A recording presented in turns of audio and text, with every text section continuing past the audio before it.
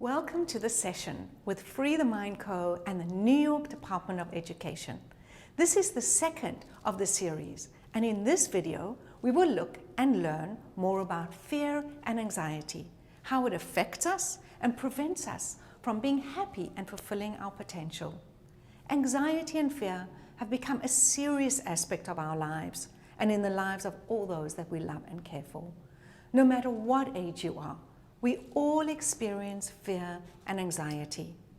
Often we feel anxiety and do not understand that anxiety is a symptom coming from a fear that is within us. Now, there are two types of fears. There is a fear that protects us. You will not put yourself in danger, such as walking down an alley in the dark or placing yourself in a situation where you know may cause you harm. This fear is important for our own safety. Today, this is not the fear we are speaking about. This fear we want to protect, for you to stay safe, for me, but especially for our children.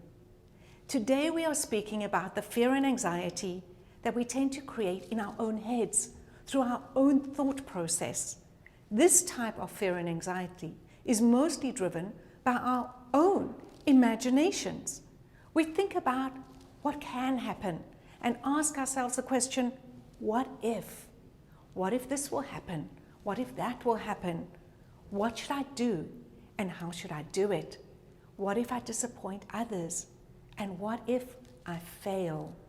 And we create a movie in our own heads that is filled and impacts us with fear and anxiety. Most times, these things that we imagine never actually happen, yet we spend so much time thinking about them, and they make us so anxious and fearful. But it is our and your own thinking that we can control and we can let go. So instead of creating a nightmare movie, why don't we create something filled with joy and happiness? So now we know that fear and anxiety is normal. As human beings, we all go through this at some stage in our lives. So why are we embarrassed to tell someone that we are afraid? Why do we believe that sharing with others that we are anxious, they will think we're weak and not doing a good job of coping with life? We do this because we're taught this by society and those around us, that we have to put on a brave face and we have to do life in the best way that everyone expects us to. The truth is, telling others and sharing how you feel takes strength, not weakness. It takes strength and understanding to know that when we need help, it's important to ask for it, or no one knows that we're facing challenges and that we need that extra support at that time. It's also essential that we know who we can speak to, that we have a safe place to go to when we need to get some love, support, and guidance. The fact is that in life, we always will have to face challenges. What our fear and anxiety is often telling us is simply we need extra tools and skills to meet that specific challenge, especially if it's the first time we are facing it. As we grow and learn how to better handle different situations, we have less fear and anxiety as we're doing them. As families, we ideally want to create a home environment where all subjects can be heard, listened to, and discussed without judgment, so that each member of the family has a safe place to be comfortable to share and get the extra love, guidance, and support. This past year has been extremely difficult for everyone. COVID has changed our world as we knew it and has triggered more fear and anxiety for us all. COVID has made us all feel unsafe in some way, mostly because we feel as though we don't have any control, consistency, or stability, with everything changing all the time. Nothing feels normal. Nothing is what we can relate to COVID days. So yes, if you are having fear and anxiety right now, just know that you're not alone. Everyone is feeling it, no matter what your age is. Families have faced tremendous stress. Parents working from home or having to go to work with their children, having to homeschool, and parents' added stress of becoming teachers. Which parents wanted to be teachers? For children missing their school structure and friends and having to adapt to being right in front of their computer all day for hours on end. For many, finances became short and life became a juggling game. It's as if you have 8 balls and 3 of these balls are made of glass. And it's about thinking, which are the glass balls, so you don't drop those, because those are the important ones.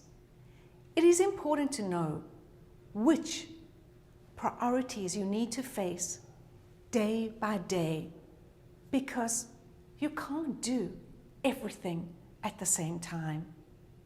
As humans, we cannot be superheroes. We can't do everything that everyone expects of us, day in, day out.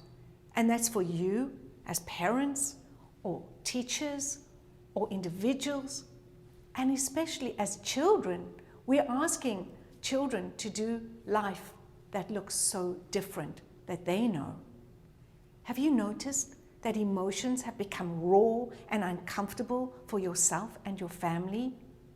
I use the word win and teach that to everyone that I work with, teachers, students, anyone. What does win mean and what does it stand for? How do we use win in life? W-I-N. Well, what does it stand for? What's important now? And when you know what's important now, you know what your priorities are for that day or for the week or even for the month.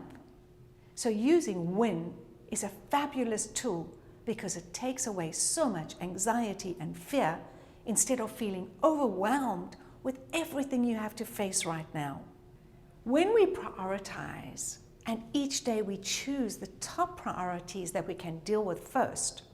So if I ask you this, what's your top 3 on your list of priorities today? This works for everyone, all ages. Teach this concept to your children so that they don't feel overwhelmed and anxious and fearful. When we look at all our tasks and responsibilities at once, it just feels too much. When you break it down into smaller pieces, to the most important, to the least, you create perspective. And it is not so anxiety triggering and difficult. With perspective, you know that you can cope far better and create a real expectation that you and your family can all meet. So perspective is very important. Not everything is as important to the rest. If you find yourself stuck in extreme fear and anxiety and you just can't get yourself out of it and you feel like you're getting more and more upset, perhaps depressed, and this goes on for time, look at the why. What is causing this? And alternatively, perhaps you need some extra help.